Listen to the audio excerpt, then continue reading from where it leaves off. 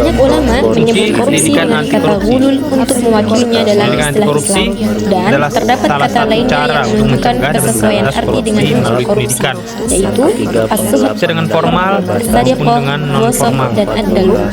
Praktik korupsi atau ghulul ini adalah haram hukumnya sesuai ketetapan MUI dengan beberapa dalil Al-Quran. Di sini kami menyebutkan dua surah Yang pertama, Al-Quran yang merupakan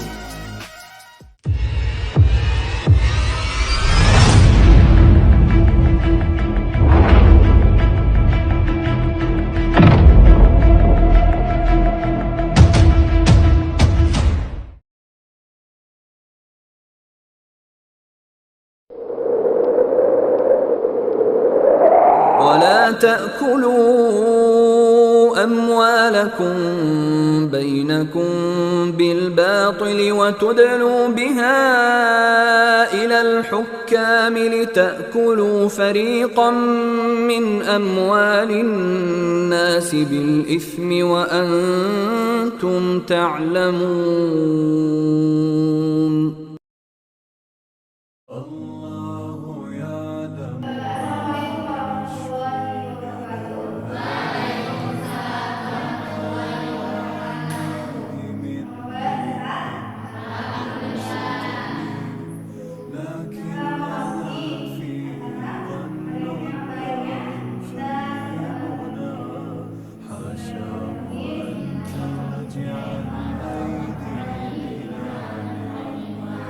كم جاد من فضله قبل السؤال أعطى الجود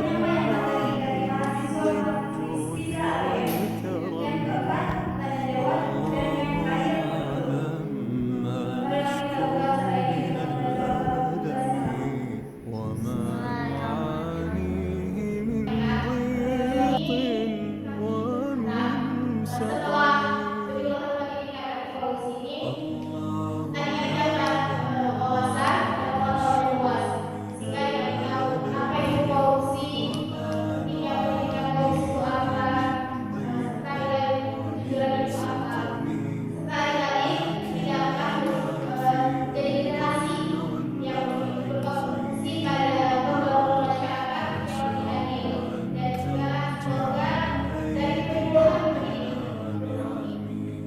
كم جاد من فضله قبل السؤال وكم أعطى وأغنى بمحض الجود والكرم.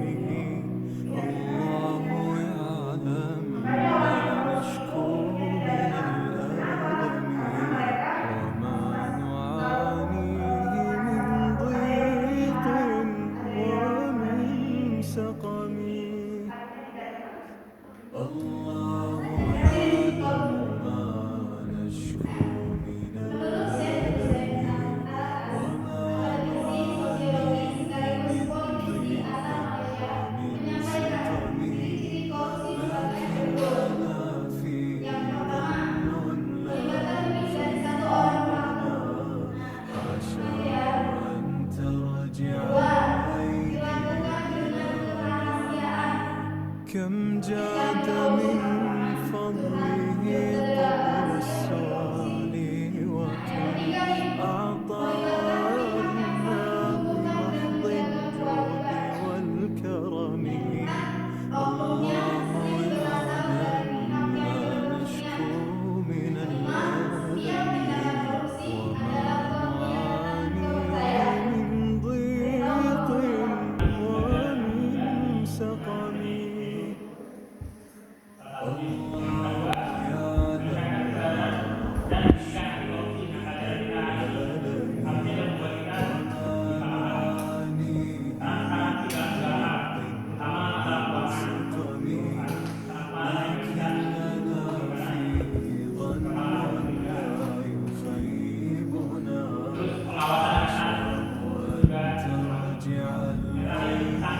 Di Indonesia, yang pertama merugikan keuangan negara. Tahu nggak Cak? Apa namanya? Merugikan keuangan negara ini.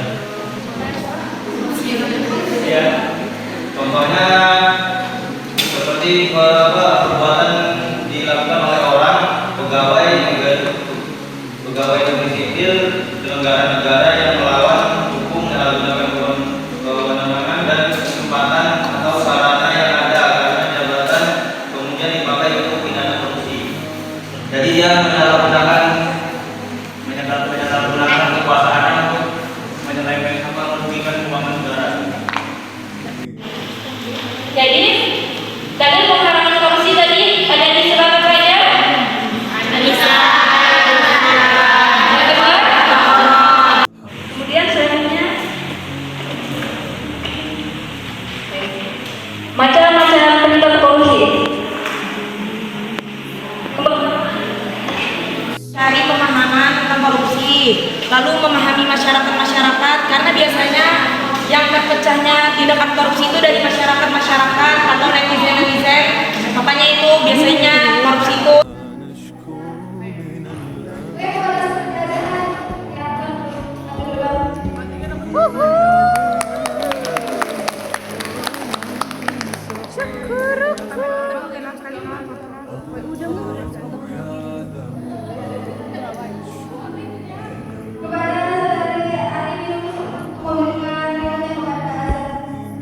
foto aja lah ya.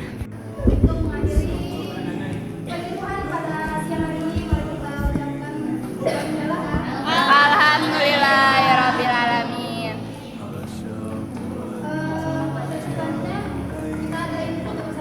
Oke. كم جاد من فضله قبل السؤال أعطى Bismillahirrahmanirrahim. Subhanakallahumma wa bihamdika asyhadu an la ilaha illa anta astaghfiruka wa atubu ilaik. Bismillahirrahmanirrahim. Assalamualaikum warahmatullahi wabarakatuh. Halo sobat dimanapun Anda berada, semoga Allah senantiasa memberikan kesehatan dan keselamatan bagi kita semua. Amin ya rabbal alamin. Pada video kali ini kami akan berbagi pengalaman tentang penyuluhan pendidikan anti korupsi yang kami adakan. Tetapi sebelum itu, izinkan kami untuk menjelaskan terlebih dahulu tentang pengertian korupsi, hukum korupsi menurut Al-Quran, dan keadaan korupsi di Indonesia saat ini.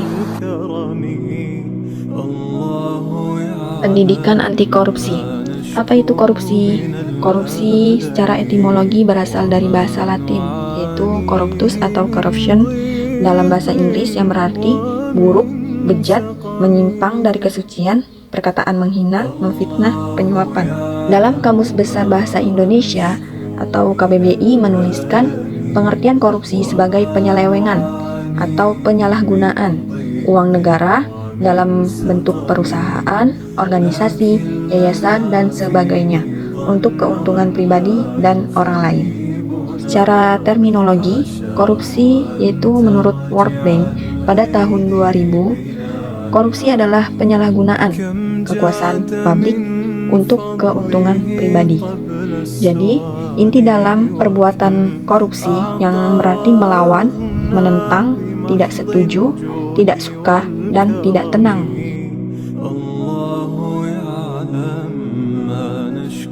Dalam tafsir Al-Qurtubi, Quran Surah Al-Baqarah ayat 188 menyebutkan 8 masalah. Akan tetapi, kami hanya akan menyebutkan 2 poin di antaranya. Yang pertama, al-khitabu bihadhil ayah yatadammanu jami'a ummati Muhammadin sallallahu alaihi wasallam. Khitab atau pesan yang terdapat dalam ayat ini mencakup semua umat Nabi Muhammad sallallahu alaihi wasallam. Makna dari firman Allah ini adalah la ya'kulu ba'dakum mala ba'din bighairi haqq. Janganlah sebagian dari kalian memakan harta sebagian yang lain dengan jalan yang tidak benar. Dengan demikian, maka disebutkan dalam tafsir ini termasuklah ke dalam jalan yang tidak benar, yaitu al-qimar, perjudian, al-khida', penipuan, al-ghusub, perampasan, wajahdul huquq, dan pengingkaran hak, dan juga cara-cara yang tidak disukai pemiliknya atau sesuatu yang diharamkan oleh syariat meskipun disukai oleh pemiliknya. Poin yang kedua dalam ayat ini, Ahlus Sunnah sepakat bahwa orang yang mengambil sesuatu yang dinamakan harta, apakah itu banyak ataupun sedikit, maka annahu yufassaqu bidzalik. Sungguh dia dianggap sebagai orang fasik karena perbuatan itu. Wa annahu muharramun alaihi akhdhuhu, dan sungguh mengambil harta tersebut merupakan perbuatan yang diharamkan bagi dirinya. Wallahu a'lam bishawab.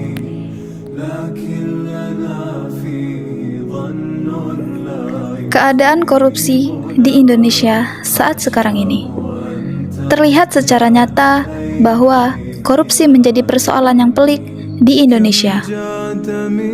Hal ini tergambar dari banyaknya kasus korupsi yang belum tuntas diselesaikan oleh pemerintah melalui instansi yang berwenang, yaitu KPK. Adapun kasus korupsi yang sudah tuntas dengan bukti-bukti keputusan pengadilan bagi sebagian masyarakat dipandang belum maksimal dan tidak adil karena pelaksanaan keputusan tersebut tidak berlaku secara merata. Masyarakat umum yang masuk ke dalam lingkaran tindak pidana mendapatkan perlakuan yang tidak berbanding lurus dengan para pelaku korupsi.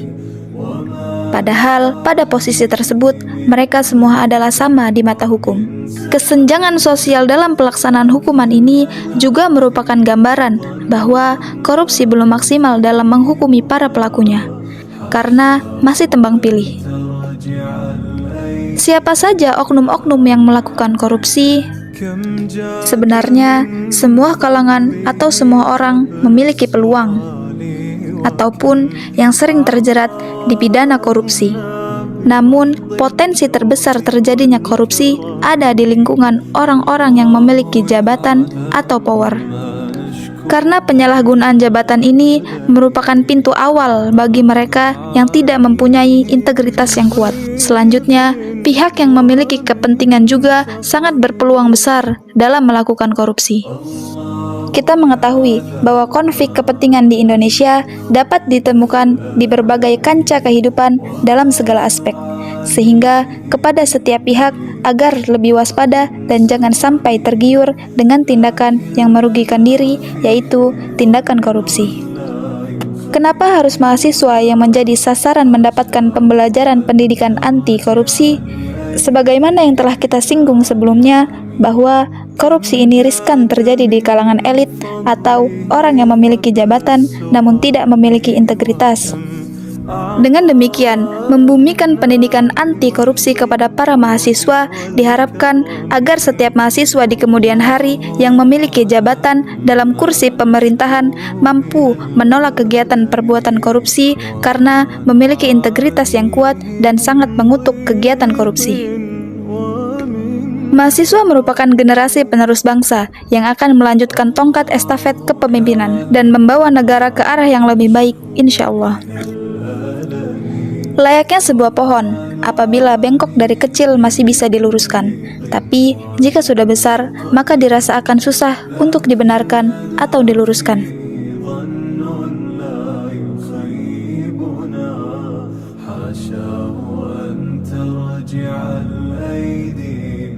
Alhamdulillahirrabbilalamin. Demikian penjelasan tentang pengertian korupsi, hukum korupsi, dan keadaan korupsi di Indonesia. Setelah ini, kami akan melanjutkan cerita pengalaman kami selama penyuluhan pendidikan anti korupsi. Pada tanggal 23 Mei 2024 bertempatan di Aula Taqwa Pondok Pesantren Al-Fatah, Dusun Al-Muhajirun, Desa Negara Ratu, Kecamatan Natar, Kabupaten Lampung Selatan. Kami mendapatkan tugas dari mata kuliah pendidikan anti korupsi oleh dosen pengampu Nur Habibi MP untuk mengadakan penyuluhan pendidikan anti korupsi. Kami dari Sekolah Tinggi Ilmu Sufah Al-Quran Abdullah bin Mas'ud Online dari semester 6 reguler yang beranggotakan 7 orang, diantaranya Rizal Latif, Rizky Irmansyah, Putri Novaliana, Siti Rofiah, Arini Nufus Solihah, Revi Kurota Ayunina, Badriah Kurota Ayun. Pada penyuluhan ini dihadiri lebih dari 50 santri muslimat dari kelas 10 hingga 11 Madrasah Aliyah Al-Fatah. Di sini kami menjelaskan tentang pengertian korupsi, ciri-ciri korupsi, jenis-jenis korupsi, penyebab korupsi, contoh korupsi di Indonesia, dalil pengharaman korupsi, fungsi pendidikan anti korupsi, dan tujuan pendidikan anti korupsi. Alhamdulillah, para santri sangat berantusias sekali selama mengikuti rangkaian acara penyuluhan ini. Di sini kami saling berbagi pemikiran tentang pendidikan anti korupsi. Bahkan mereka sangat aktif sekali bertanya tentang korupsi tersebut. Dan di dalam rangkaian acara penyuluhan ini, kami mengadakan kuis untuk para audiens. Dan untuk para pemenang kuis, kami memberikan hadiah sebagai bentuk apresiasi. Kemudian, setelah diadakannya penyuluhan ini, kami sangat berharap kepada para mahasiswa, santri, bahkan semua generasi muda dimanapun berada, untuk tetap memegang teguh kejujuran dan mempunyai sifat integritas yang kuat, dan sangat mengutuk kegiatan korupsi sekecil apapun itu. Kami berharap juga semoga para santri dapat menjadi contoh yang baik untuk masyarakat, terlebih penting generasi muda lainnya. Dan semoga ilmu dan pengetahuan yang telah didapatkan selama penyuluhan, para santri dapat menanamkan hal yang baik di masyarakat teruntuk pemberantasan korupsi dan mampu melaporkan tindakan korupsi kepada pihak yang berwenang. Demikian hasil laporan penyuluhan pendidikan anti korupsi. Kami ucapkan jazakallah khairan katsiran kepada semua pihak yang telah membantu dan mensukseskan acara penyuluhan ini. Salam anti korupsi, salam integritas. Wassalamualaikum warahmatullahi wabarakatuh.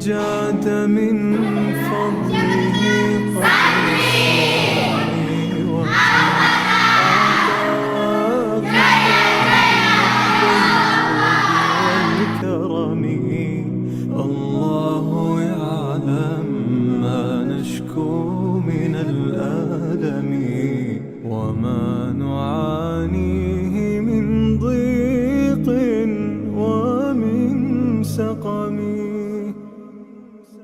الله